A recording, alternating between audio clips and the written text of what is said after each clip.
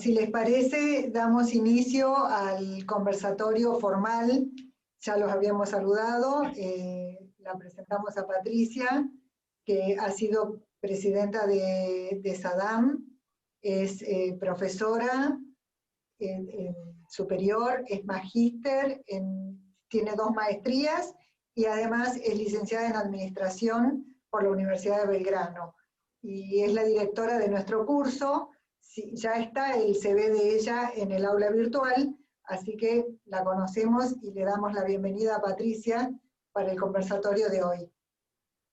Bueno, muchas gracias, Ceci, muchas gracias a todos, Estela, que está también acá, que es presidente de la sociedad en este tiempo, Ceci, Nicole, Ángel, Andrés, voy viendo a todos los que están en el aula, y esperamos que vayan ingresando los demás, despacito a medida que vayan llegando, vamos a ir desarrollando nuestra actividad, que como decía hace un minuto, en realidad esta actividad, yo voy a compartir pantalla, esta actividad es un conversatorio, es decir, no es una clase. Y el objetivo de este conversatorio es que todos utilicemos este espacio para poder reflexionar.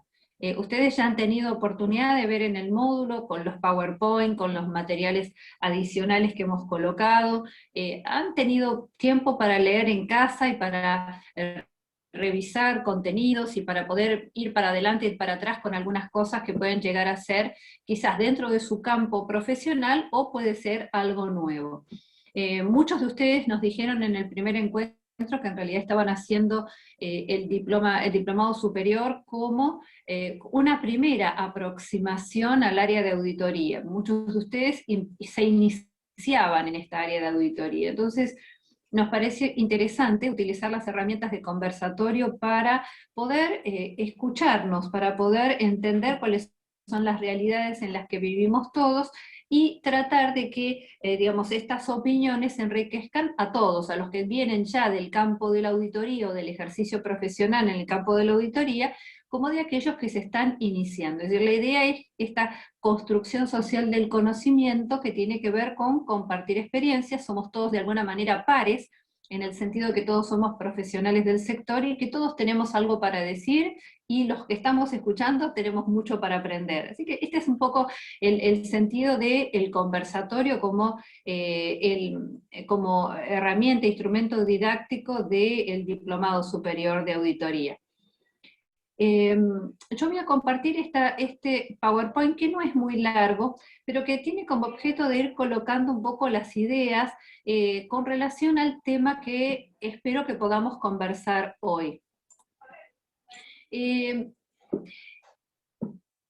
título que les puse tiene que ver con la pandemia, porque voy a ejemplificar con la pandemia, pero en realidad si ustedes no están trabajando actualmente en el campo de la salud, específicamente porque creo que había un economista y no recuerdo si era socióloga, exacto, que no tengo tan claro si están trabajando en el campo de la salud o estaban iniciando su actividad en el campo de la salud. Entonces, lo sitúo en la pandemia porque es algo que todos están más o menos familiarizados con datos de qué está pasando en el mundo con la pandemia, pero también a todos los que leemos datos de este tipo, nos surgen un montón de segundas lecturas o de repreguntas sobre lo que estamos leyendo. Y imagino que a ustedes les debe pasar otro tanto, así que es bueno preguntar y es bueno preguntarse cómo estoy interpretando esta realidad.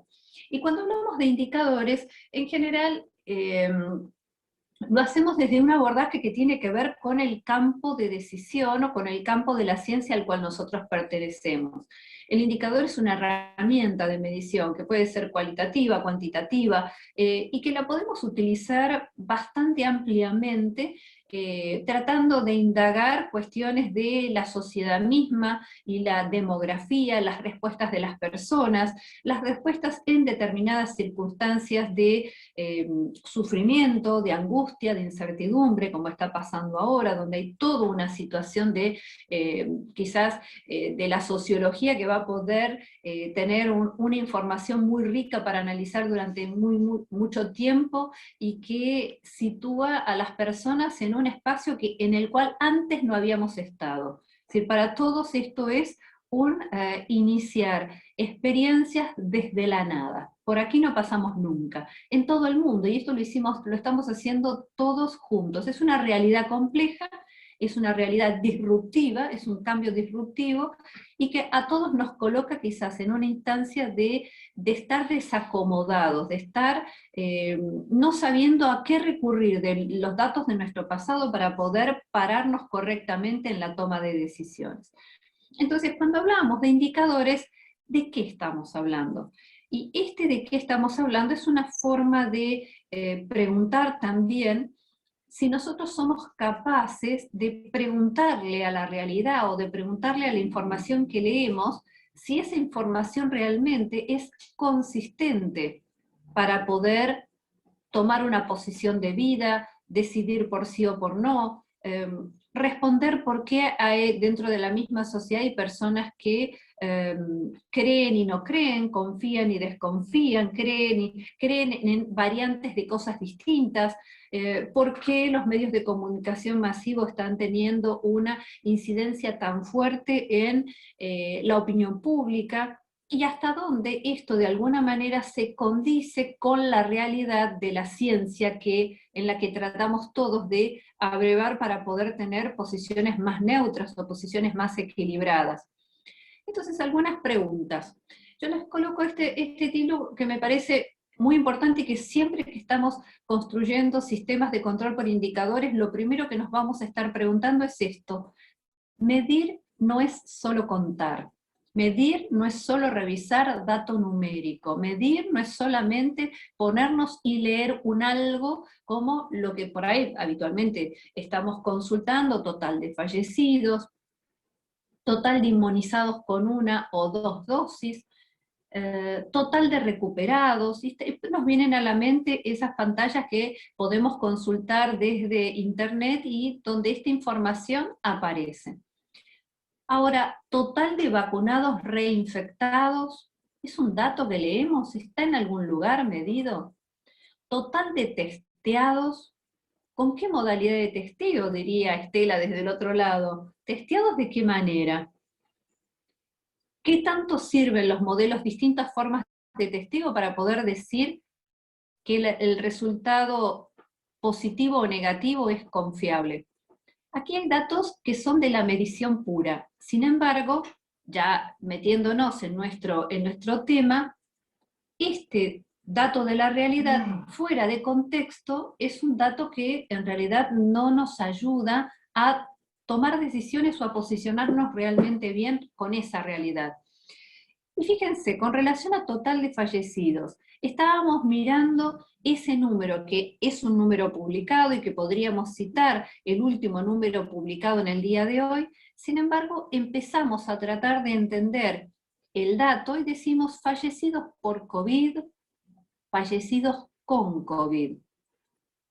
Es decir, tenemos un dato que es sumamente importante, o por lo menos una pregunta que debe ser satisfecha, porque todos los que estamos haciendo gestión nos ocupa y nos preocupa entender cómo vamos a actuar en consecuencia con este dato de la realidad.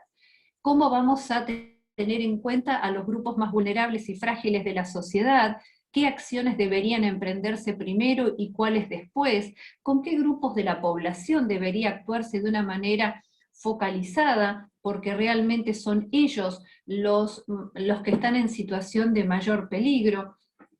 Entonces, nos preguntamos, ¿este dato, fallecidos con COVID y por COVID, existe? ¿Está accesible? La gente que está por las provincias, ustedes que no todos son de capital, ¿este dato para ustedes existe la diferenciación? ¿Os conocen qué porcentaje de los fallecidos durante la pandemia no tenían comorbilidades? ¿Quieres que puedo hablar o...? Sí, por supuesto. Tengan micrófonos y pantallas abiertas Bien. porque yo estoy haciendo preguntas para que ustedes participen. No, acá en Tierra del Fuego, por lo menos dan los números de las personas fallecidas por COVID, pero claro, no se discrimina si es que murió por una neumonía por COVID o tenía un problema renal que el COVID lo agravó y murió de una insuficiencia renal, ¿no? Directamente, paciente testeado infectado, si fallece, fue causa de COVID. No se está haciendo esa discriminación. Ujú. ¿Y te parece útil tener esa discriminación? Y yo creería que sí, porque lo que se está viendo con el COVID, que es una enfermedad multisistémica, no solo se creía al principio que afectaba la parte respiratoria, sino afecta muchos órganos. Tenemos pacientes con problemas neurológicos, tenemos pacientes con problemas hepáticos.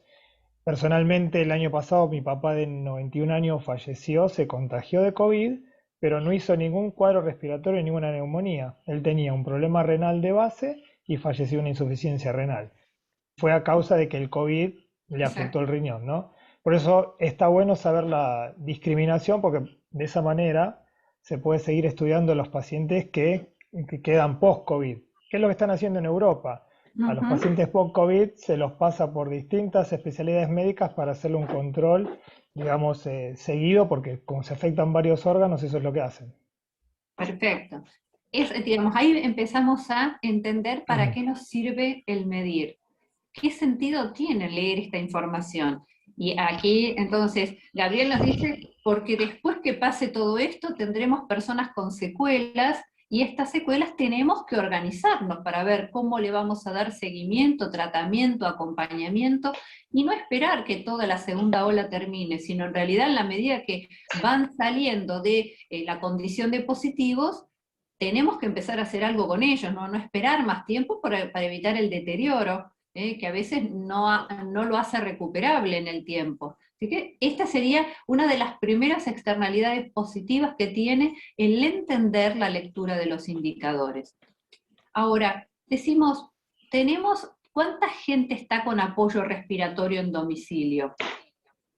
No es un dato menor este, porque significa que hay familias que están acompañando a un paciente que probablemente también están en situación de riesgo y que deberían de alguna manera ser acompañados o deberían ser testeados también ellos. Sin embargo, no estamos teniendo estos núcleos censados. ¿Cuáles comorbilidades son más peligrosas? ¿Tienen idea? ¿Cuáles son las comorbilidades que están a la cabeza de los pacientes fallecidos? Según lo que puedo leer, lo que dicen, una de las primeras comorbilidades es la obesidad. Al principio de la pandemia habían dicho que los pacientes por ahí con hipertensión eran, digamos, con los demás riesgos.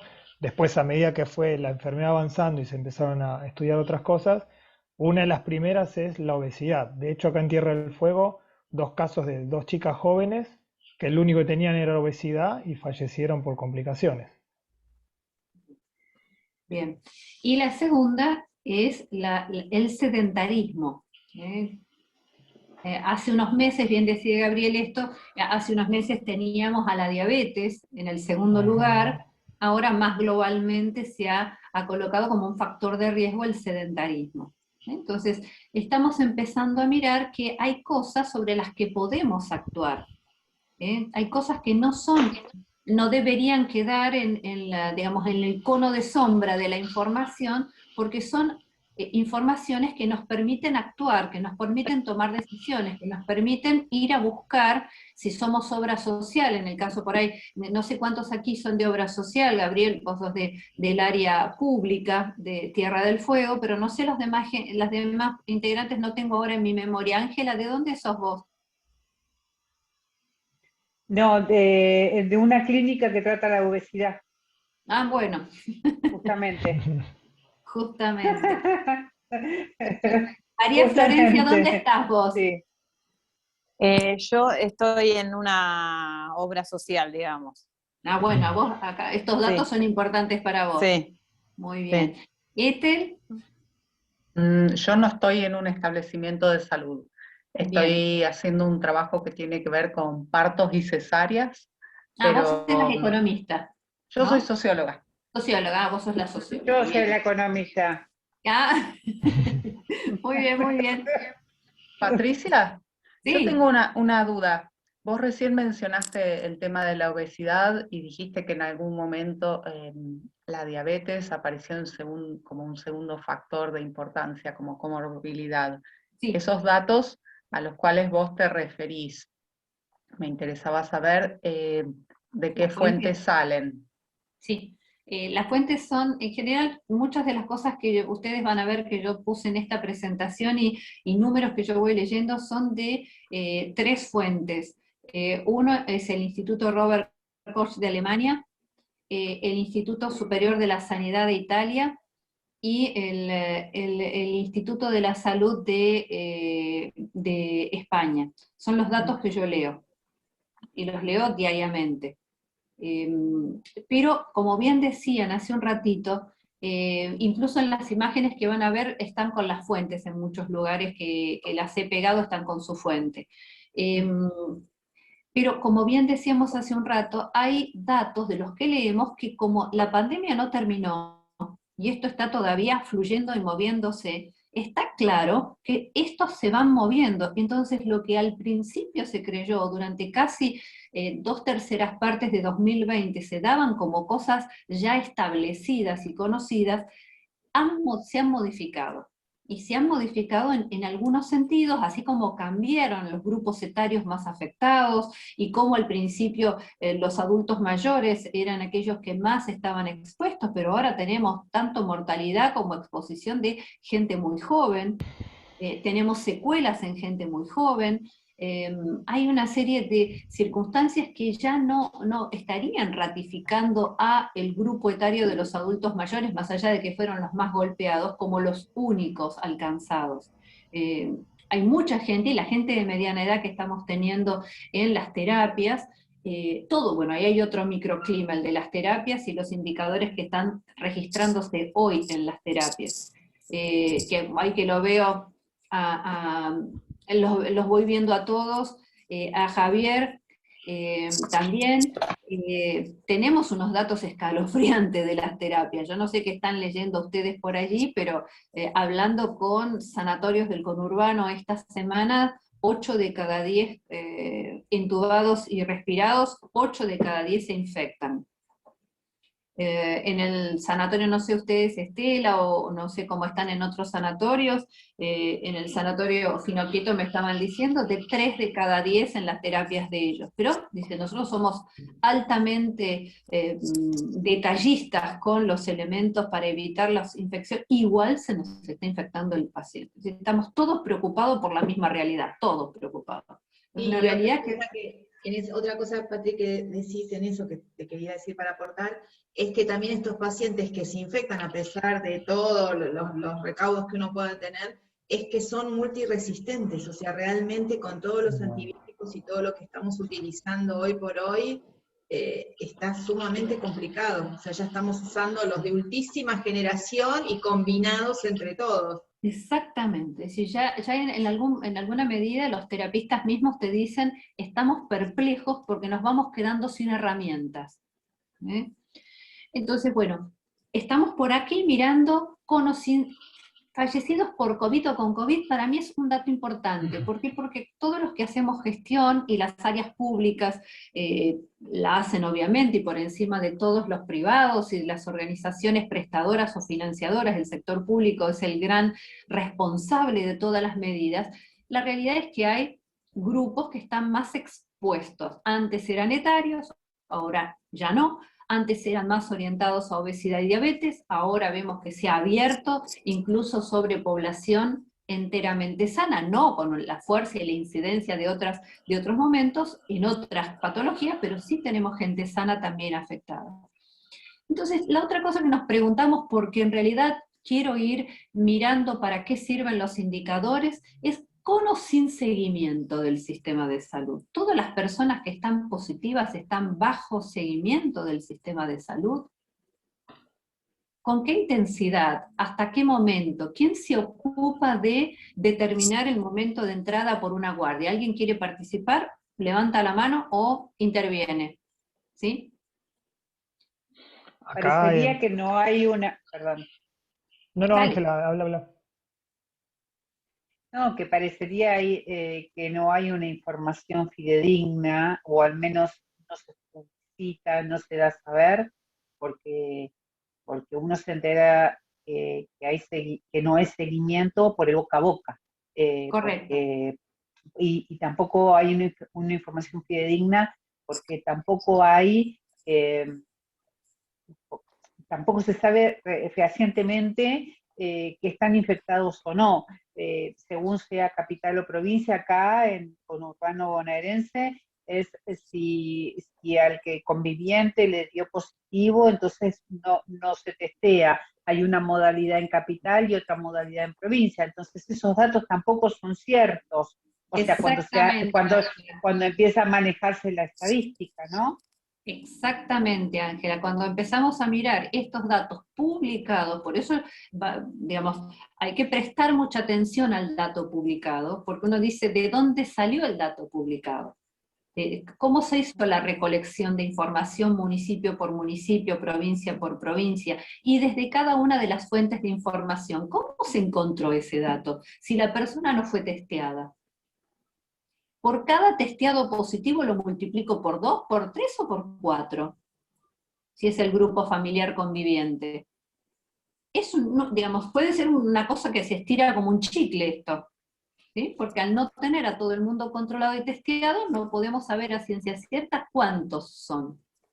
Ahora, con apoyo respiratorio en domicilio, ¿hay un conteo? Porque hay una relación directa con el apoyo en domicilio y la posterior llegada a una guardia o a una terapia con requerimiento de oxígeno. Hay una estadística, sabemos cuántos están ocupados de las terapias, los respiradores, pero no sabemos cuánta gente está con oxígeno en su casa. ¿Deberíamos censarlo? ¿Qué les parece? Bueno, en el caso nuestro, un paciente que requiera apoyo con oxígeno en domicilio porque tiene sospecha de COVID tiene indicación de internarse. Nuestra institución no lo dejamos en domicilio, o sea, no lo dejamos. La indicación nuestra es la internación. Sí, Okay. Sí, acá también, no se debería tener al paciente COVID con oxígeno en su casa, porque bueno, las aerosolizaciones, lo que conlleva eso, el cuidado que tiene que tener con el oxígeno, o sea, es un mundo que no debería quedarse en su casa. De todos modos, ustedes saben bien que las zonas sanitarias de Provincia de Buenos Aires tienen esa modalidad. Hay equipos de oxígeno en domicilio y mucha gente en domicilio con equipos. Esto supongo que digamos, es un dato que no es un dato oculto, es un dato de gestión. Javier, ¿qué ibas a decir? Yo coincido con Estela, no es una práctica que debiera indicarse o recomendarse. Justamente por lo mismo que señalaba Estela, ¿no? El tema de la aerosolización y demás. Eso. Pero quiero decir, yo voy al indicador, digo, aquello que conocemos del dato de la realidad, que conocemos, y en este caso el que está en domicilio y que tendría una necesidad de un apoyo, ¿no es un dato importante para tener en cuenta en la progresión del uso de las terapias o de los respiradores que son tan escasos en nuestro tiempo? ¿No es un dato a tener en cuenta estos pacientes que están en general en el sector público? Sí, totalmente. Acá en Tierra del Fuego no hay ningún paciente con oxígeno por problemas de COVID. Sí puede haber un paciente con una enfermedad crónica que tenga concentrador de oxígeno por su patología, pero todos los pacientes que son COVID positivos y el seguimiento constatan que el paciente necesita oxígeno, se interna. Por eso es un dato que no se está midiendo, porque Bien. no los interna. Sí escuché, que no sé si será verdad, que en Córdoba, como estaban muy colapsadas las terapias, el gobierno de la provincia estaba pensando que los pacientes que no consigan cama y requieran oxígeno, hacer internación domiciliaria con oxígeno. Pero acá Eso por lo ya menos está funcionando, eso ya está ya funcionando. está funcionando. Bueno, acá en Tierra del Fuego no. Bien, bien. Las comorbilidades más peligrosas vamos a mirarlas un poquito después, quizás con un ejemplo, más allá de las nuestras en la Argentina. ¿Qué gran problema tenemos en construir indicadores en nuestro país? Que no tenemos dato consolidado. Tenemos datos muy particionados, muy aislados, muy casi a la medida del tipo de institución que lo produce, con lo cual, si la institución realmente registra en su historia clínica los datos importantes, tendremos información valiosa, y si no, simplemente un mero conteo de situaciones, mero conteo de eventos que se suceden todos los días con personas, pero no vamos a tener buen dato para leer. ¿Por qué es importante el dato bueno? ¿Por qué es importante el indicador bien construido? Porque vamos a tomar decisiones con esto. Es la fuente de la toma de decisión. Es el respaldo que tienen los gerentes, los directivos y los funcionarios para decir, tomé esta decisión y no aquella otra. Son estos registros. Por eso es tan importante el anotar, el registrar, el supervisar, y para todo el campo de la auditoría, esa función de seguimiento, lectura de historias clínicas y garantizarse de que lo que está allí adentro construido sea realmente útil y veraz para poder darle continuidad a la información, pero también al paciente cuando lo externamos, cuando tomamos decisiones, cuando lo elevamos en un sistema de referencia, lo referenciamos a otro lugar porque ya no lo podemos atender en una zona de baja complejidad. Los datos de la historia clínica es aquello que nos van a ayudar a tomar esas buenas decisiones. Los auditores o los jefes de auditoría o de las áreas de historia clínica de los sanatorios o de los hospitales son los que llevan la carga de esta supervisión y docencia de todos los médicos que están escribiendo para que lo hagan de la mejor manera posible. ¿Por qué? Porque ese dato nos va a servir. Es tan importante que hay que custodiar el dato. ¿Fallecidos vacunados? ¿Hay un registro de este dato? No. ¿Es importante? ¿Qué les parece? Sí, ¿Es no hay importante o no? duda. No hay duda, porque además hay que considerar que en realidad nosotros, todos los vacunados, digamos, estamos en una fase 3, no formalizada, pero todos nosotros hemos recibido vacunas en fase 3, de manera que, digamos, debiera haber un registro de esto y de ninguna manera uno debiera quedarse con publicaciones parciales hechas en otras poblaciones respecto de este tipo de incidentes. Exacto. Bueno, dada la emergencia, dada la magnitud del problema, se toman medidas extraordinarias en situaciones extraordinarias, pero no hay que Exactamente. ¿No te gustaría saber de todos los vacunados de distintos tipos de vacunas, cuáles son los que han tenido más complicaciones, cuáles son los que han tenido mortalidades? ¿No te gustaría saber qué vacuna es mejor que otra? Sí, Por por supuesto. El tema también es la toma del dato, porque Estoy de acuerdo con esto. Dale, Gabriel. fallecidos por post-vacunados. Ahí tienes un dato muy, digamos, muy estudiado para decir, bueno, después de las vacunas, ¿cuánto tiempo falleció? ¿Al año, al mes, a los 2 meses? ¿Por qué falleció? ¿Por una patología de base o porque se volvió a contagiar de COVID? Es un buen dato, pero que tiene que estar con una buena toma de la información. Correcto. Esa es la idea. Esa es la idea. El dato puede ser bueno o malo, causar alegría o incertidumbre, si podemos colocarlo en su contexto. Cuando analizamos información decimos que un párrafo se entiende cuando yo lo leo en su contexto. Es decir, el texto dentro de su contexto se comprende. Ahora, el texto descontextualizado produce confusión, anarquía, incertidumbre, miedo. Entonces es muy importante manejar la información de una manera contextualizada, analizarla en el entorno en el que sucede, en el momento, porque el tiempo histórico ahora está marcando, de mes a mes vamos cambiando la incidencia de la enfermedad país por país, y esto significa que también el tiempo histórico que transcurre tiene una incidencia en la presencia de determinados componentes de la información. Entonces, este es el punto de donde analizamos cuando construimos indicadores. ¿Para qué voy a medir? ¿Cuántos indicadores necesito para tomar decisiones?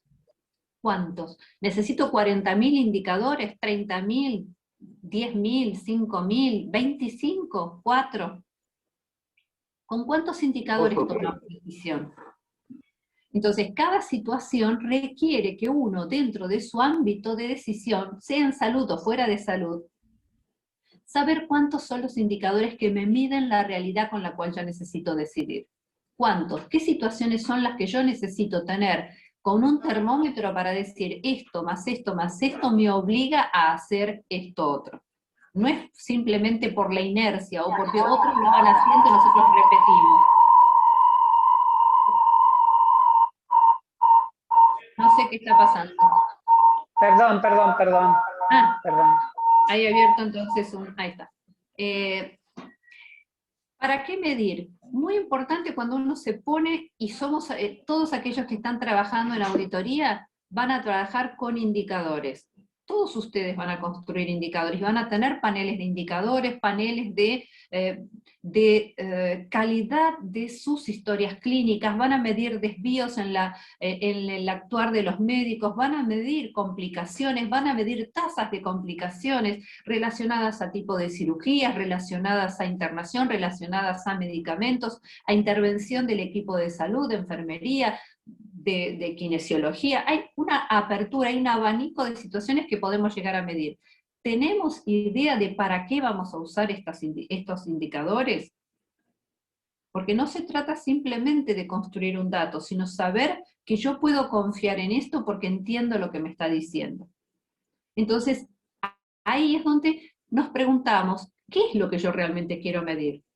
Si yo quiero saber cuál es la problemática de un algo, para poder hacer una medida preventiva, para poder detectar riesgos asociados, para tener un plan de mitigación cuando algo salga mal, entonces el para qué se está respondiendo con planes de acción en los cuales debemos trabajar y nos ayuda a estar más ordenados y a ser más confiables. Hace unos días tuve oportunidad de estar en un seminario con uno de los directores del curso para líderes de salud de Latinoamérica que está en el Harry Manchester College de Oxford, el profesor Bernard Cramp, y le preguntamos cómo ellos habían podido articular medidas desde el sistema de Gran Bretaña que les permitiera actuar ordenarse entre los distintos componentes del Estado nacional, las facultades de medicina, la academia, lo que para nosotros sería la Academia Nacional de Medicina, los ministros de salud, los secretarios, el National Health Services, cómo habían hecho para poder armonizar las participaciones y las acciones de todos para que en algún momento nadie se quede afuera y nadie esté peleando por la titularidad de alguna manera de los planes de acción. Y él nos contestó que en realidad ellos ya venían organizándose después de la gripe A en 2009, ellos tenían ya como una especie de comité al estilo de defensa civil, donde los bomberos, los médicos, los medios de transporte, todos tenían bajo una hipótesis de algo que podía llegar a suceder, tenían pautadas algunas reglas y formas de funcionamiento que a ellos les ayudaba a poder no solamente decidir a tiempo, sino decidir coordinadamente con los demás que estaban alrededor. Y a todos realmente los que estábamos allí en el aula virtual, a todos nos resultó realmente intrigante cómo hacía un sistema sanitario nacional para poder articular tanto recurso, tanto dinero, con la parte, digamos, académica, que ya en ese momento la propia universidad empezaba a trabajar en el desarrollo de la vacuna de Oxford, cómo hacía cada uno para articularse, obtener los fondos y distribuir para toda la cadena de toma de provisión. Fue muy interesante ver esto, que ellos partieron de una organización previa de estilo catástrofe, donde cada uno tenía un lugar para accionar como si tuviéramos un evento natural o un evento tipo guerras, y ellos ya tenían previsto cómo iban a tener que actuar. Dice que esto no era lo que utilizaron porque después tuvieron que deshacerse de muchas de los mecanismos que habían creado en el año 2009 y agregar otros mecanismos que mucho tuvieron que ver con las TICs, con las tecnologías informáticas y de comunicaciones, porque mucha de la información tenía que viajar de manera remota, de manera virtual. Y eso fue una gran innovación que a ellos los ayudó, la no presencialidad y el tener disponible estas herramientas. Entonces, el qué medir y el para qué medir nos ayuda a llegar a tiempo. ¿Proyectar un indicador sirve para tomar decisiones? Obviamente, si nosotros tenemos una determinada incidencia y digo, tantos días tardo en completar un ciclo de atención a un paciente con determinada complicación, yo sé que me voy a quedar sin camas en una X cantidad de tiempo. ¿Para qué me sirve? Justamente para poder saber de qué manera voy a ampliar mi capacidad instalada para poder albergar al número proyectado de pacientes dentro de las posibilidades que tenemos. Ahora, fíjense, esto de trabajar con indicadores diarios, como cuántos fallecieron o se contagiaron, que es lo que vemos publicado todos los días en los medios de comunicación masivos, hace que los indicadores se vuelvan viejos rápidamente. Lo que leímos hace 2 meses, 3 meses o el año pasado ya es algo viejo, completamente fuera de foco. Ya no nos interesa ir a buscar este dato más que para hacer una retrospección y entender en qué momento una curva se despegó del lugar donde estaba. Y una de las cosas más importantes aquí es cómo divulgar indicadores sin crear pánico.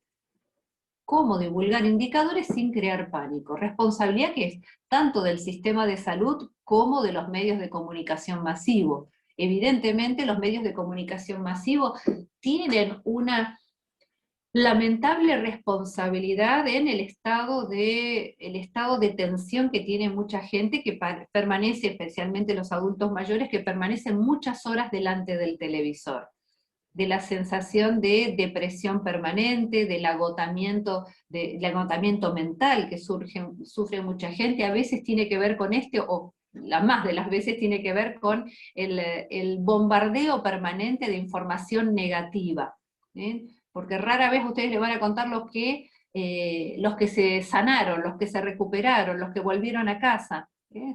Pocas veces van a ver esa información publicada. Siempre estamos estamos bajo un permanente bombardeo de información negativa. Es muy importante, con mucha responsabilidad, tomar esto de un indicador sirve para formar opinión, un indicador sirve para tomar decisiones dentro del campo de la salud, pero cuidado que un indicador sacado de contexto, es decir, sacado de la lectura profesionalizada de cualquiera que está dentro del sistema de salud y colocado en la portada de un diario, puede crear pánico. Entonces, con mucho cuidado hay que decir la verdad sin crear pánico, sin producir, digamos, lo que llamamos externalidades negativas en economía, que sería que la gente o la población empieza a tener conductas frágiles con relación a su salud mental. ¿Ibas a decir algo, Gabriel? Vi tu micrófono abierto. Sí, con respecto a esto que hablas de los medios de comunicación, yo me acuerdo cuando era chico, hace unos cuantos años atrás, los periodistas que hacían ciencia estaban capacitados, no cualquier periodista daba información de medicina, de ciencia. Hoy en día vos ves que cualquier periodista de espectáculos, de deportes, se opinan de la vacuna, opinan de la enfermedad y generan una ensalada y encima, creo que pasa en Argentina, porque en otros países no pasa, las 24 horas del día constantemente noticia, noticia, noticia. Entonces coincido con vos, la gente mayor y no tan mayor está bombardeada de esa información y que terminan, digamos, confundiéndola y generando más pánico. Eso me parece también lo que está pasando. Exactamente, por eso hay que tratar de esto de entender que la información fuera de contexto puede ser muy nociva, y lamentablemente a veces no se hace un uso responsable por parte de los medios de comunicación masiva de esa posición de poder que ellos tienen.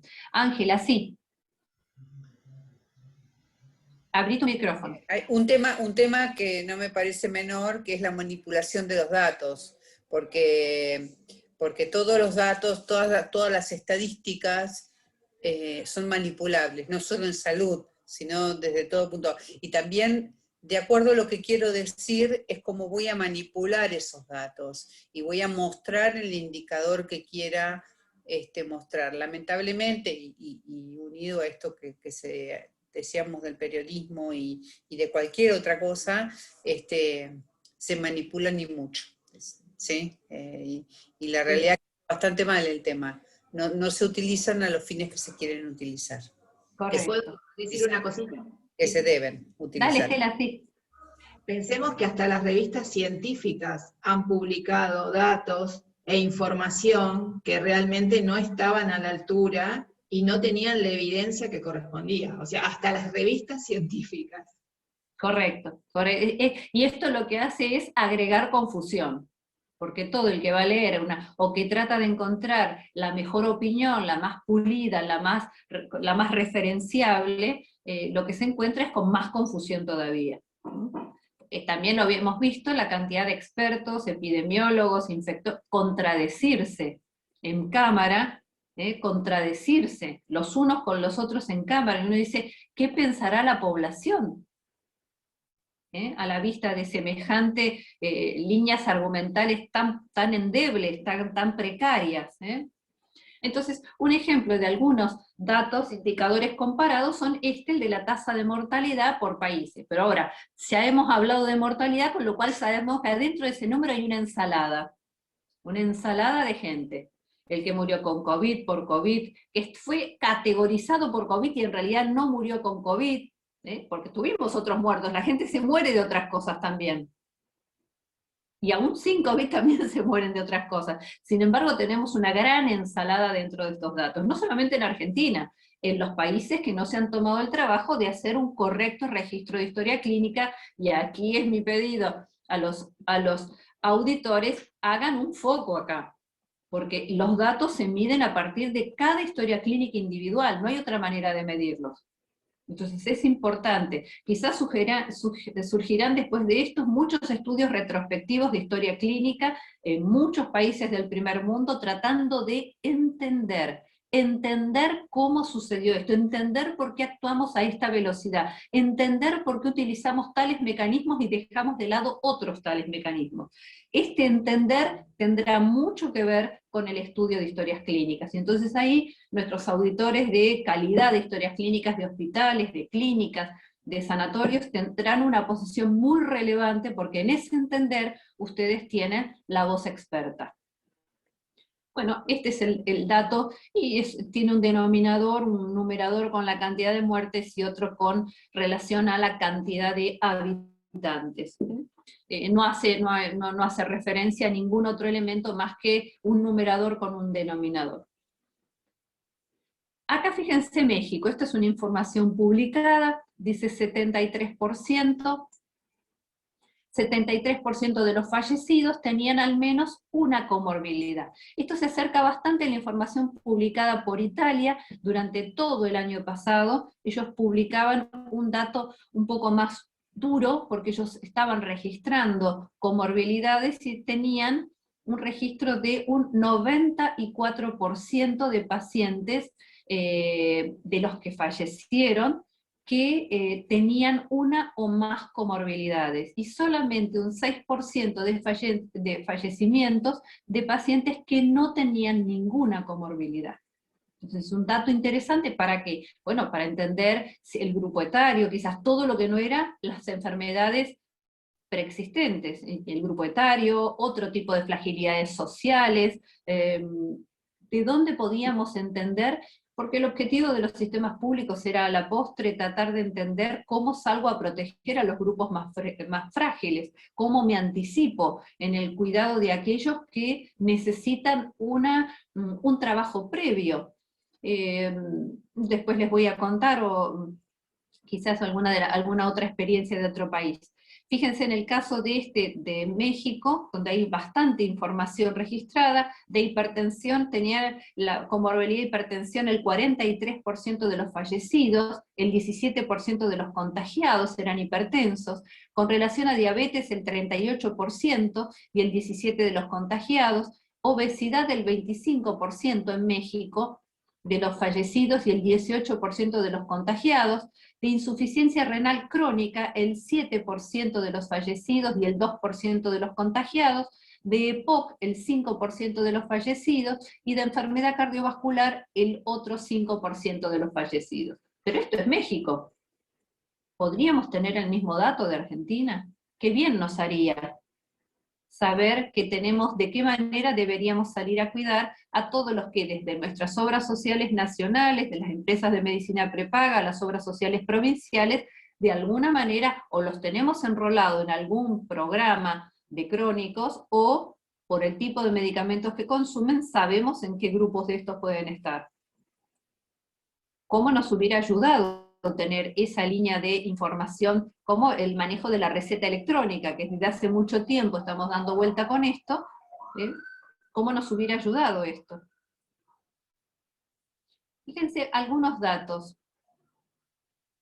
Algunos datos. ¿Qué información colabora mejor para mi información? Y fíjense, yo acá esto es de fíjense, es de hoy, información de hoy, de la DW de Alemania, y dice que AstraZeneca ha hecho un estudio con una serie de participantes tratando de demostrar la aplicación de anticuerpos monoclonales con este número de identificación, y dice que no cumplió el principal objetivo de prevenir el COVID-19 sintomática en participantes recientes del estudio. Y detalla acá el nivel de, digamos, la publicación del propio laboratorio con relación a que el 33% de personas sanas que tomaron contacto con una persona contagiada durante 8 días, el 33%, comparado con placebo, se redujo el riesgo, pero solo para un volumen muy pequeño de información de personas. Si vamos a la otra información, a la otra publicación, que es de la Gaceta Médica, el 80% dice de los pacientes con enfermedad grave por COVID tenían obesidad, que volvemos a un dato que ya estábamos reconociendo ya desde el año pasado. 80% tenían obesidad. ¿Es un gran problema la obesidad? Sí. Casi en la primera línea de las obras sociales nacionales, el motivo obesidad es el motivo número 1 en Argentina. Este es. Miramos un poco la información de Sudamérica o de Latinoamérica. Fíjense, estos son datos bastante recientes, son datos de fines de mayo. Mirando qué cosa, no solamente la población, la totalidad de la población, el número de casos, el número de fallecimientos, el porcentaje de vacunados con al menos una dosis y aquellos que tienen el programa completo con las 2 dosis. Entonces, a partir de esto, darnos cuenta cómo hay países que han hecho un mayor esfuerzo, caso de Chile, por inmunizar a la mayor parte de la población en un tiempo más rápido. ¿Sí? Uruguay también ha hecho lo mismo. Sin embargo, la misma DW nos muestra esto que también es de hoy. Dice: Chile, el campeón de la vacunación, impone nuevos toques de queda a pesar de tener este nivel de vacunación por las altas cifras de las infecciones. Y uno dice, ¿cómo se compadece esto que está acá arriba con esto que está acá abajo? ¿Qué lectura deberíamos estar haciendo? ¿Qué se te ocurre, Javier?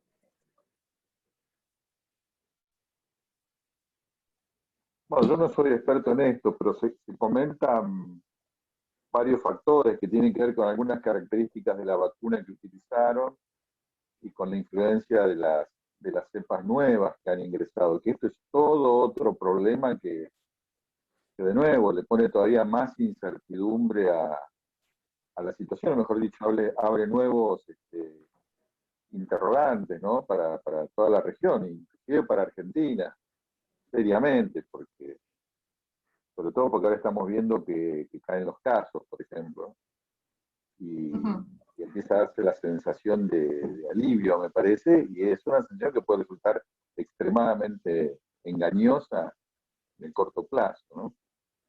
Ajá.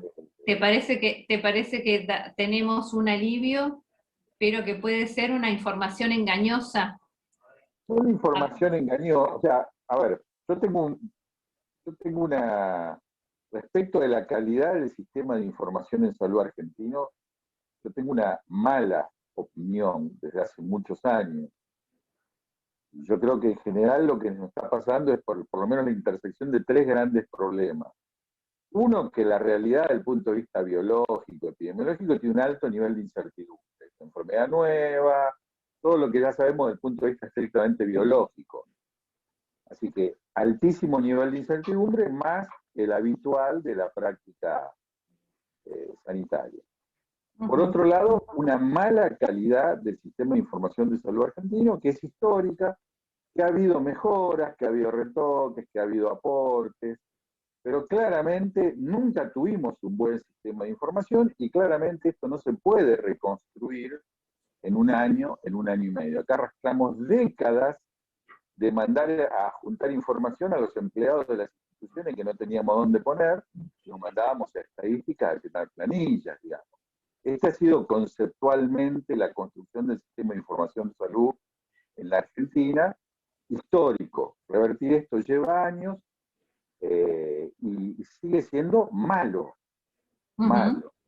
Creo que el tercer vector que cruza esto hace referencia un poco a lo que nombraba recién una compañera, que es que en el contexto de las graves consecuencias políticas, económicas y sociales de la pandemia, hay mucho de utilización de las estadísticas, de los números, de la interpretación de los datos vinculado con las necesidades políticas de los gobiernos en general. En Argentina, que además tenemos una cultura política tan peculiar, esto todavía se exacerba más. Así que cuando vos decías en cuántos indicadores, y yo creo que en realidad uno puede mirar uno o dos datos, los que habitualmente llaman más duros, asumiendo que seguramente hay subregistro, asumiendo que no está bien definido qué es una muerte con COVID o por COVID. En general todo el mundo está considerando un tipo que muere en terapia con un PCR positivo, chao, es COVID. Y más o menos manejarnos con esto, la ocupación de camas de terapia. Es gracioso porque a veces la gente te dice, no, ahora hay ocupadas tantas camas. Las camas de terapia son muy dinámicas, muy cambiantes. La ocupación a las 8 de la mañana obviamente no es la misma que la de las 2 de la tarde, pero bueno, es un indicador importante porque es el cuello de botella del sistema. Y después lo demás depende mucho de la discrecionalidad, se rastrea, no se rastrea, identifica uno los casos, se quiere, hay voluntad de hacerlo, no hay voluntad, se hace bien, con qué reactivos, se utilizan los reactivos, las pruebas adecuadas. Digo, hay mucha incertidumbre agregada a la cuestión estrictamente biológica por la discrecionalidad de la mala calidad del sistema y la intencionalidad política, en un sentido amplio, ¿no? En un sentido, ahí está. Entonces, si vamos a la información publicada, y Argentina es esta que está acá. Ahora, es dato actual, dato de los últimos 15 días. El mundo es la punteada que está acá. Este es el mundo. ¿Sí? La punteada que está acá. Nosotros estamos acá. La pregunta es, a la luz de cómo estamos viviendo en estos días, ¿deberíamos preocuparnos o ya pasó la segunda ola? Sin duda hay que estar muy preocupados. Entonces, esta actitud que tenemos todos muy relajados de decir ya volvemos a comer afuera, ya podemos empezar a hacer algunas cosas, no se compadece con esto. Cuidado. Por eso estamos como estamos y cada vez estamos peor. Por eso, cuidado con las decisiones. Yo digo, los indicadores sirven para tomar decisiones. Atención. Es decir, yo voy absolutamente en contra de cualquier cosa que pretenda transmitir pánico a la gente, pero sí que pido que todos leamos de manera más inteligente y más responsable la información que recibimos. Si detectamos una contradicción, una labilidad, una cosa no explicada, no consumamos información así como viene. Porque hay mucho opinólogo y opinóloga hablando de datos científicos sin saber, dando opiniones que no se sustentan con nada. Fíjense el pasaporte, esta es una publicación, pero es una publicación bastante interesante, porque habla sobre el pasaporte este famoso que ponen en la Unión Europea para las personas vacunadas y que puedan moverse. Entonces se explica toda la nota, que las autoridades alemanas verificaron menos de 2.000 nuevos contagios por día desde septiembre, son todos datos de esta semana, ¿ven? Miren los datos. Con 549 casos confirmados frente a 1.117 de hace una semana, mientras el certificado digital de vacunación comienza a estar disponible en las farmacias. Es decir, ellos ya pueden hasta incluso comprar en una farmacia la vacuna y colocársela. La última vez que se registraron cifras por debajo de 1.000 fue el 21 de septiembre del año pasado, con 922 nuevas infecciones en las últimas 24 horas. En Alemania, hasta el viernes, habían recibido la pauta completa de la vacuna 21 millones y tanto de personas, que representan el 25.7% de la población. Y había unos 40 millones de personas con una sola dosis. Entonces, dice, desde el pasado jueves, el 10 del 6, es decir, hace un poquitos días, está disponible para su descarga la aplicación CodePass, que permite portar en el móvil en forma de código QR el estatus de vacunado. Ahora, si yo corto acá, es lo que ustedes van a escuchar seguramente en los medios de comunicación masiva, dice, ¿el CodePass es solo para los vacunados? Si yo leyera la información publicada habitualmente en Argentina, diría es solo para los vacunados. Sin embargo, estos medios de comunicación te dicen, pero también el paciente recuperado tras pasar el coronavirus, o sencillamente la información de un test negativo. Entonces uno entiende cómo se está pensando con relación a la población, cómo la población se sitúa en algunas de estas posibilidades y dice, yo puedo circular, no me tengo que esconder en mi casa, hay posibilidades, puedo seguir trabajando, que es un tema no menor para todas las poblaciones europeas que comienzan ya a gozar de esta libertad de movimientos que es tan importante y que los ayuda a tener continuidad en su vida. Pero han contemplado todas las opciones el pasaporte de COVID, no es solamente a los vacunados. Esto es una información que está completa, o que de alguna manera uno puede no tener necesidad de repreguntar porque lo que hubieran contestado ya está implícito en la nota. Yo voy a decir algo feo. La semana pasada, jueves de la semana pasada, estuve en un Zoom que estaban de todos los países y dicen que lamentablemente estos pasaportes ya los falsifican. Sí. Yo vi un prototipo de pasaporte que estaba haciendo Uruguay el año pasado, mediados del año pasado, ya estaba haciendo un prototipo de esto, Uruguay. Lo pude ver hasta incluso la presentación que ellos estaban haciendo, que era un interesante negocio también, ¿no? Colocarse como el ente que te carga, eso en el sistema hace que tengas mucho poder sobre mucha población. Bueno, obviamente es susceptible de ser corrompido. Entonces, acá lo que dice es que la paradoja de exceso de mortalidad por COVID se dio más en los países del primer mundo con más recursos que en los países del tercer mundo con menos recursos, que en los países pobres. Y acá se tuvo un análisis de las paradojas, que es todo un tema agarrar las paradojas de esta época del mundo y de los registros de información que son bastante peculiares. La medición entonces debe servir para algo, para poder ir redondeando las ideas. Entender las tendencias, tenemos que darnos cuenta hacia dónde está yendo la realidad, no quedar perplejos, no quedar, digamos, anestesiados frente a una realidad que es choqueante, sino parar, detenernos, pensar, analizar, comparar y proyectar, mirar las tendencias. Evitar el pánico e impulsar el cuidado responsable a la población. Y esta sería más del lado de nosotros, de las sociedades científicas, de los medios de comunicación masivos, de los directores de carrera. Bueno, vos, Javier, tenés un rol importante, Estela también, en carreras que se están cursando. Dar esta mirada superadora en cuanto a la crisis y el cuidado responsable para todos los que están vacunados y para los que no están vacunados. Los que están vacunados se tienen que seguir cuidando.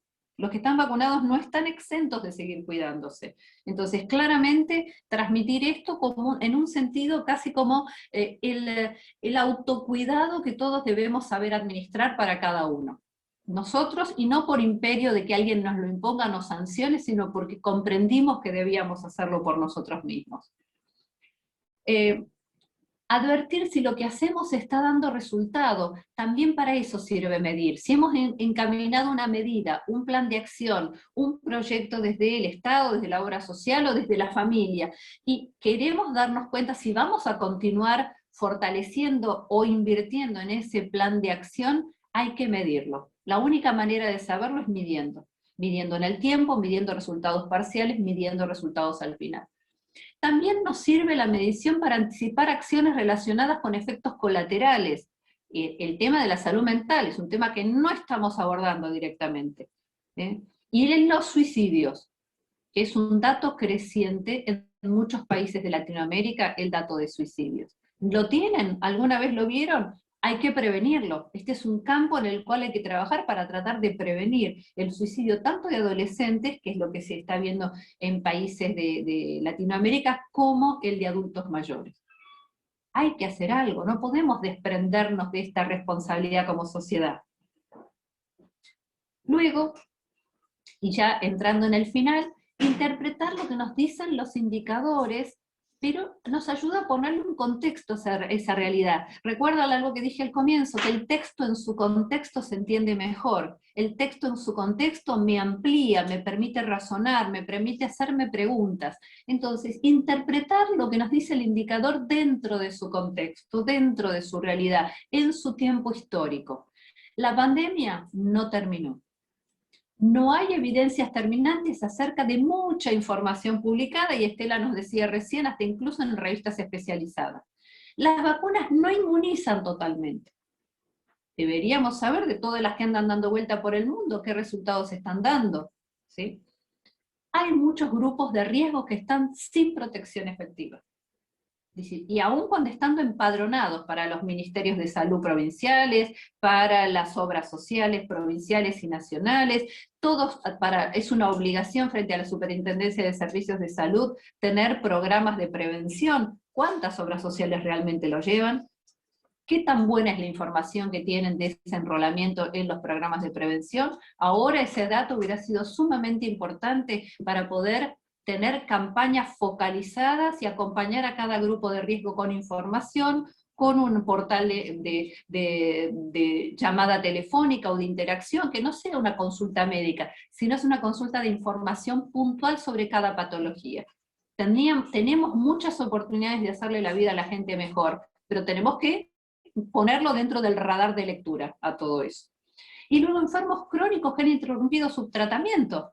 Tenemos un agravamiento inconcebible de la gente con cáncer por interrupción de sus tratamientos. ¿No son datos importantes estos para leer?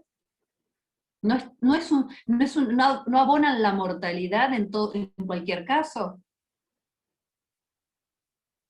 Entonces, las mediciones deben orientar las acciones de manera positiva, acertada y a tiempo. Y el a tiempo quizás es algo que sería para otra charla. ¿Cómo nos cuesta a nosotros hacer cosas a tiempo? ¿Cómo estamos siempre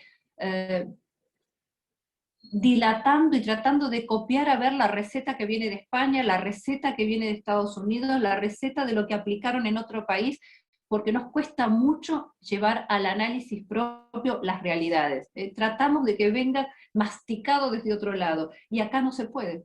Este es un gran desafío quizás de todas las inteligencias y de las áreas con responsabilidad sanitaria, de sentarse a pensar.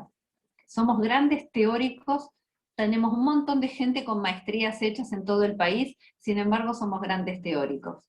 Difícilmente, ¿cómo nos cuesta meternos en la realidad? ¿Cómo nos cuesta pensar en conjunto? ¿Qué desafío tenemos ahí? Quizás lecciones aprendidas, el saber, el dejar vedetismos y vanidades y aprender a pensar con otros. Y estos indicadores deben ayudarnos a actuar más rápido y mejor coordinados. Y quizás sea una lección aprendida para todos, que que se habrá pagado a alto precio. Pero acá tenemos todavía la posibilidad de decir, si habrá una tercera ola, tenemos que hacerlo. Si viene una tercera o una cuarta ola, no lo sabemos todavía, tenemos que aprender a trabajar juntos, coordinados, ser efectivos y compartir las buenas prácticas, compartir lo que salió bien. Y yo aquí les voy a mostrar esto que es de el hospital cabecera en Gran Bretaña, que es el Virginia Mason, cómo fue el plan por el cual se guiaron todos los hospitales de Gran Bretaña, actuando todos coordinados sobre la base de protocolos de calidad. Todos los hospitales trabajan bajo los mismos protocolos de calidad. Y aquí tenemos equipos que están trabajando en terapias de distintos hospitales, y la forma de reconocerlo es que tienen distintas gorritas de distintos colores. Son de 6 hospitales distintos y están trabajando todos juntos. Porque lo que había que fortalecer era la atención de la comunidad, no el hospital. El hospital era la base de tratamiento, el lugar. Acá hay mucha innovación tecnológica de cómo se limpian, cómo se higienizaban los respiradores, utilizando tecnologías comunes que tenían dentro de los hospitales para poder hacer que aislarlos, suspenderlos y tratarlos para que no se les rompieran.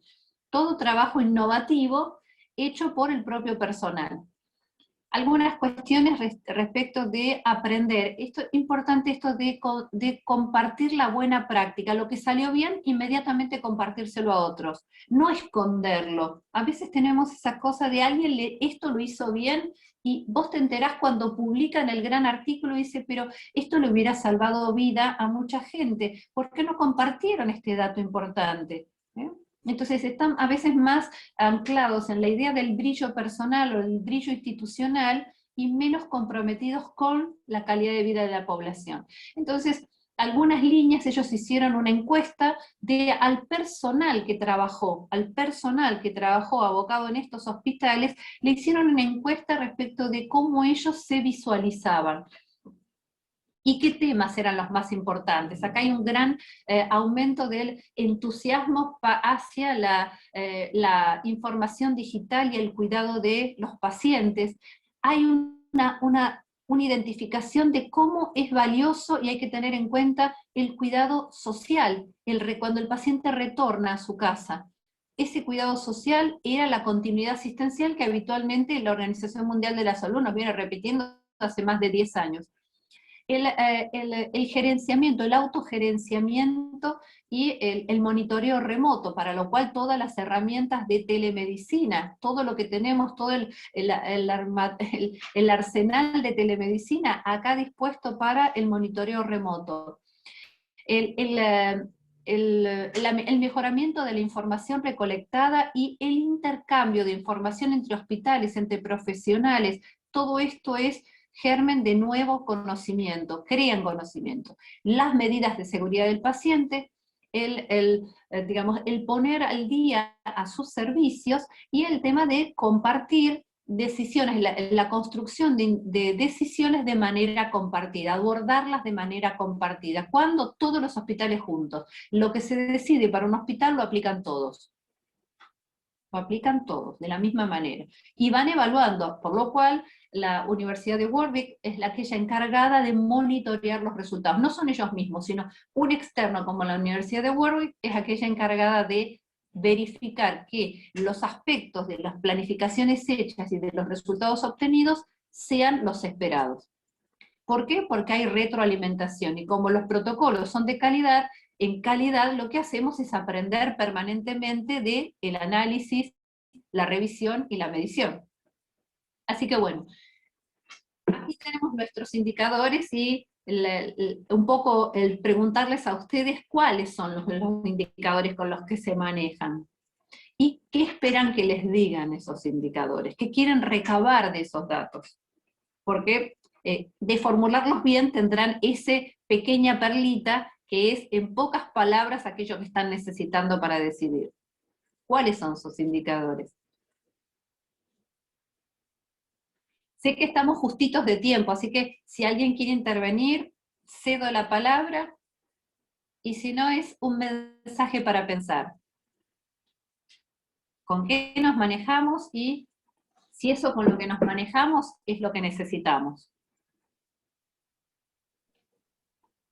Patri, para que se sientan más cómodos, por ahí podés dejar de compartir, así Sí, claro. pueden hacerte las preguntas.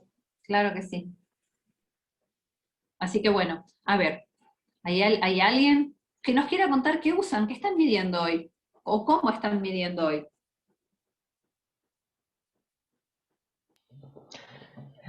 Bueno, en mi caso, en realidad que no estoy haciendo asistencialismo, sino estoy más en la parte de gestión, ese análisis va a venir, digamos, un poquito a futuro. ¿Por qué? Nosotros estamos brindando prestaciones médicas a las personas que no tienen obra social, y entonces la idea es a futuro decir, bueno, para tener una idea, ¿cuántas resonancias se tuvieron que pedir en el privado porque no contamos con el resonador? ¿Cuántas camas de pacientes de terapia se tuvo que derivar al privado porque en el hospital no había cobertura?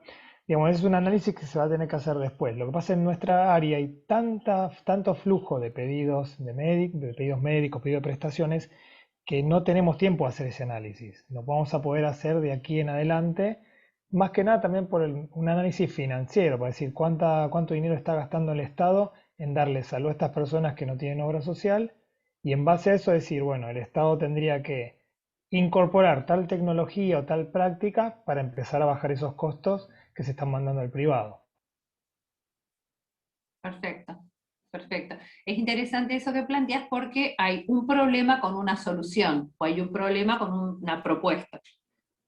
Y está muy bueno analizarlo así. A nuestras sociólogas, los sociólogos manejan indicadores. ¿Dónde estás? Estoy acá, estoy acá. Los sociólogos Sí. manejan indicadores, así que yo creo que debes tener mucho para decir. Sí, bueno, ante todo, una cosa, ustedes tienen una visión de algunos indicadores con mucha más información de la que podría yo siquiera sospechar, y quizás a mí me pasa que veo otras informaciones con una lente que quizás en lo habitual, alguien que está en medicina o en gestión, por ahí no las ve. Por ejemplo, los datos que a veces se dan sobre 100.000 habitantes, como si el denominador fuera una cosa que sí la tenemos segura, y en cambio el numerador es algo que no se sabe, digamos, que produce mucha incertidumbre. Bueno, para un sociólogo el NS de los 100.000 habitantes es un signo de pregunta tan grande como el del numerador, porque a menos que ese dato esté referenciado en un año muy cercano a un censo, y con un censo del cual, digamos, estamos bastante seguros de sus datos, es un N estimativo también. Entonces, eso solo para decir que, digo, vos decías que la calidad del dato es lo que a uno le permite proyectar, y también la información sobre por qué el dato puede ser confiable, o habría que tomarlo como incluso un dato censal, como un dato estimado.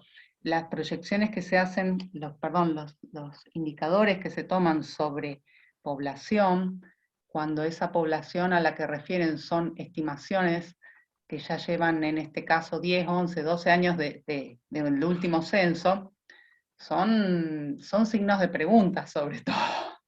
Eso por un lado. Y no, una cosa que quería comentar es que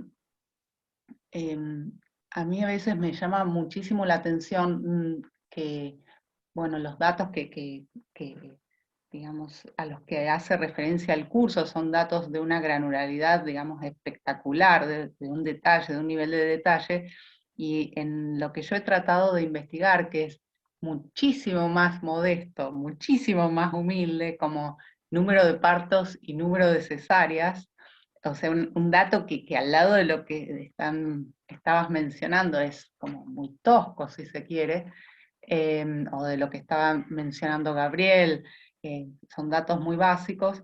Bueno, no es tan fácil tener datos sobre eso, quizás en términos agregados, para lo que refiere al sector público, en algunos distritos esos datos existen.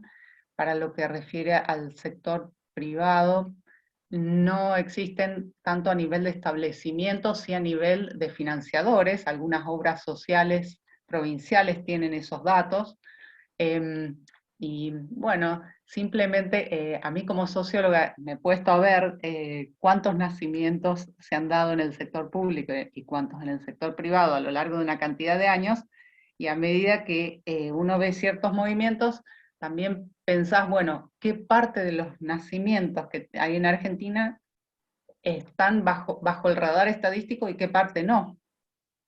Porque de cierto subuniverso tenemos algunos datos, de cierto no, y bueno, nada más muy sorprendida en el mundo de la salud de la cantidad de datos que puede haber sobre algunos microuniversos, por ejemplo, los pacientes de cierto establecimiento privado, donde las historias clínicas se registran en forma libre, ¿verdad?, a la cantidad de desconocimiento que podemos tener en niveles agregados sobre otras cosas.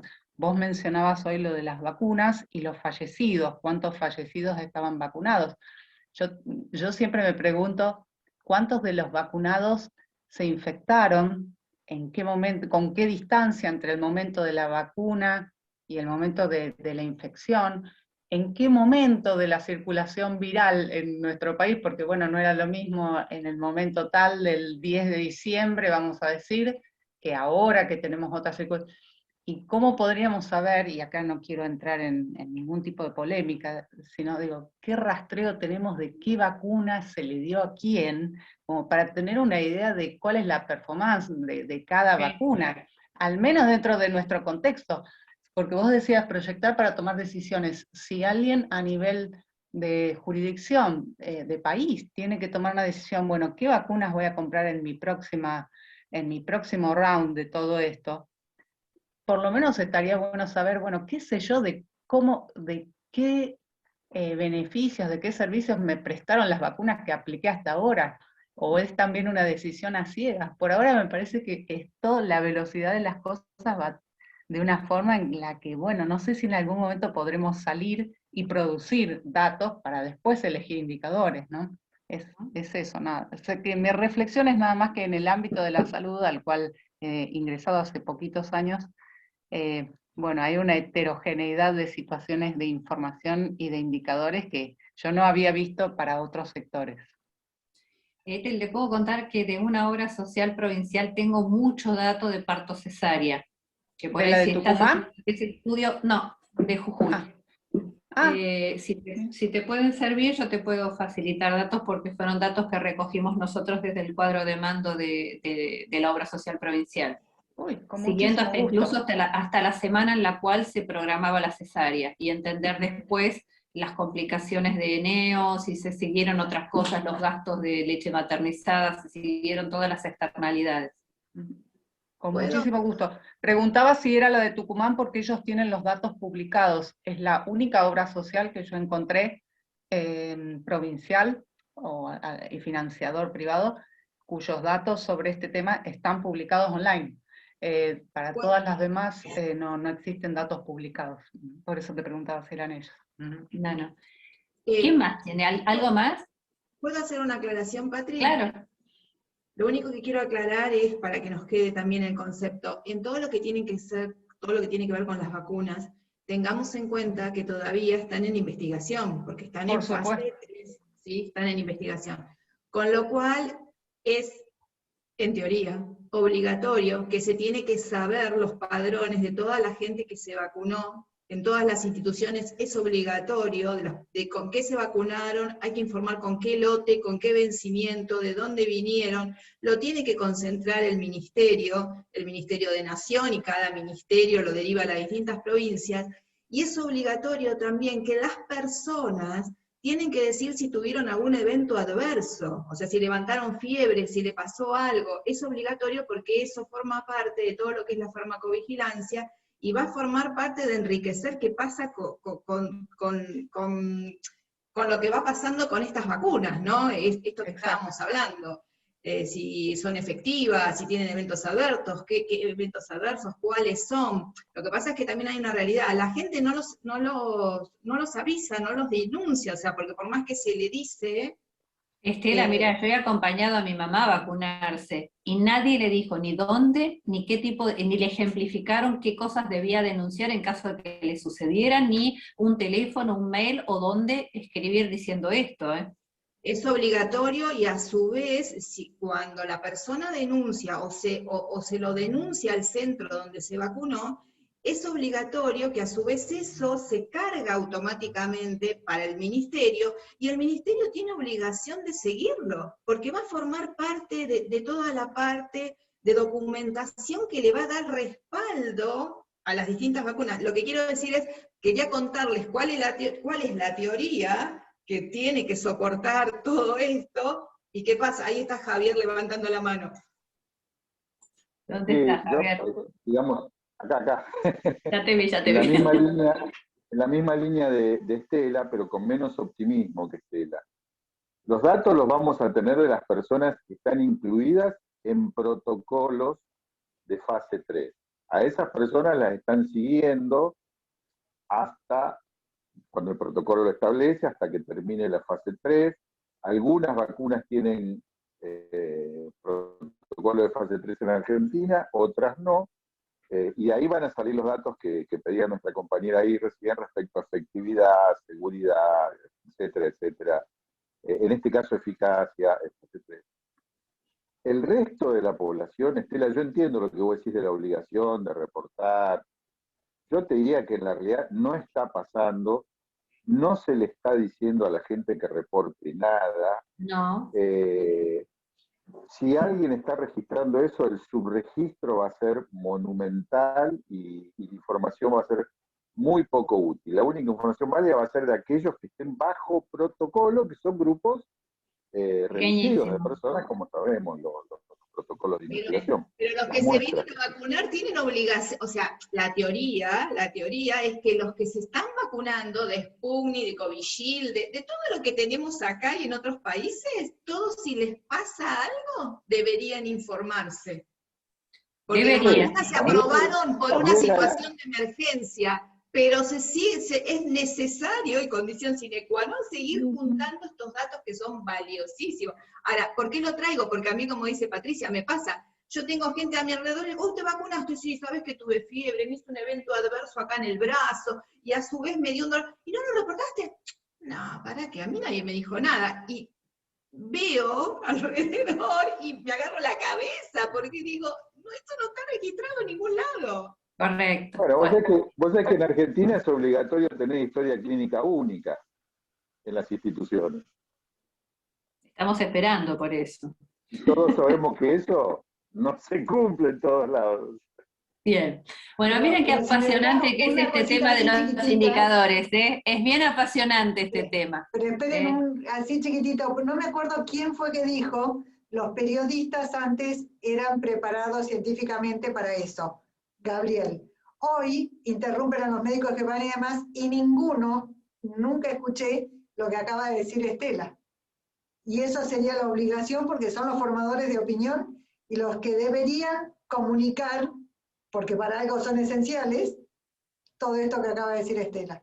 Perdón, Patri. Bien, eso solo. Entonces, un poco para redondear, y ya por la hora me parece que ya estamos más que pasados, perdón por la extensión, pero es un tema súper actual, es un tema que tiene proyección de futuro, y es un tema que cuando uno está en una posición, y todos ustedes como auditores van a manejar mucha información, traten de darle valor a la formación de sus indicadores, traten de ver y de alguna manera sacarle el mayor jugo posible a sus indicadores y proyectar situaciones, analizar, contextualizar y fundamentalmente compartir el buen dato, el dato que puede servir para que otros hagan mejor su tarea, compártanlo, hagan grupos así como si estuviéramos aquí en el grupo del diplomado, en un foro, compartan los hallazgos, compartan lo que sirve, y creemos comunidades de aprendizaje donde no estemos esperando que alguien nos dé el paper de cómo hay que leer la vida, sino seamos constructores de esta vida, seamos constructores de estos conocimientos.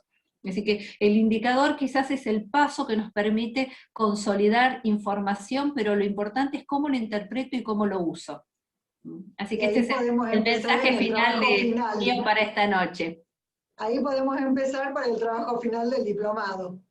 No se Exacto. asusten, porque no va a ser nada raro, pero No, pero pueden trabajar sobre temas de indicadores, pueden trabajar sobre temas de indicadores, sobre cuadro de mando, utilicen si quieren, garabateen cosas con relación a esta pandemia, a ver qué sale, hagan su propio análisis, su propio levantamiento de datos, aunque más no sea de pequeñas muestras, de grupos pequeños, pero no desaprovechemos porque hay mucha información circulando y podemos sacar algunas conclusiones valiosas en este tiempo, o al menos lecciones aprendidas de lo que hicimos mal o a destiempo, pero todo servirá para que la próxima vez hagamos las cosas mejor. Nada de esto es negativo, acá hay mucha riqueza de análisis. Así que bueno, yo por mi parte los saludo a todos, me encantó compartir la tarde-noche con ustedes, y bueno, nos volvemos a ver en el próximo conversatorio, que será el de la doctora Laura Pérez, que comienza ya esta semana. Si Así que bueno, es el 1 de julio. bueno. Todo viene bien, es el 1 de julio. Nos volvemos a encontrar en el siguiente conversatorio, y bueno, lo que necesiten con relación a indicadores y demás, saben que tienen el mail, y si no a través de Cecilia o a través de Nicole, pueden ponerse en contacto conmigo y podemos charlar de estas temáticas. Les mando un cariño muy grande, y no sé si Ceci, ¿querés cerrar vos, Estela? No, Estelita, si querés que, bueno, habló, porque yo al principio dije no habló, pero después habló todo el tiempo, así que buenísimo. Buenísimo. No, yo la que le... ¿Querés hablar vos, Ceci? No, vos. No, yo tan solo un segundito, no les quiero robar más tiempo, no, agradecerles, y bueno, la verdad que estoy muy contenta de poder estar acá con ustedes y de que participen en este diplomado. Es un intercambio, es un aprendizaje mutuo, y la verdad que es esto, ¿no? Como esto que pasa en el conversatorio, que nos enriquecemos todos de todos y vamos construyendo conocimiento y experiencia entre todos, que es lo más valioso. Así que, bueno, realmente agradecerles, y bueno, que sigamos transitando este camino de aprendizaje y nos seguiremos viendo en los distintos módulos. Así que, Ceci, te cedo la palabra a vos. Así que, bueno. No, bueno, yo pedirles, porque yo vengo del lado de la educación, así que soy pedigüeña, les pido para que trabajen en los foros y que, como les dijo Patricia, no tengan dudas en escribirnos, en preguntarnos, en consultarnos, ¿sí? Que en lo que esté en nuestra medida lo respondemos, y si no, buscaremos entre todos la respuesta. ¿Les parece? Exacto. Y nuevamente les agradezco todo el trabajo que están haciendo hasta ahora. ¿Sí? Muchas gracias. Cuídense mucho. Hasta luego. Buenas noches. Buenas noches. Hasta la próxima. Hasta luego. Buenas noches. Buenas noches. Hasta luego.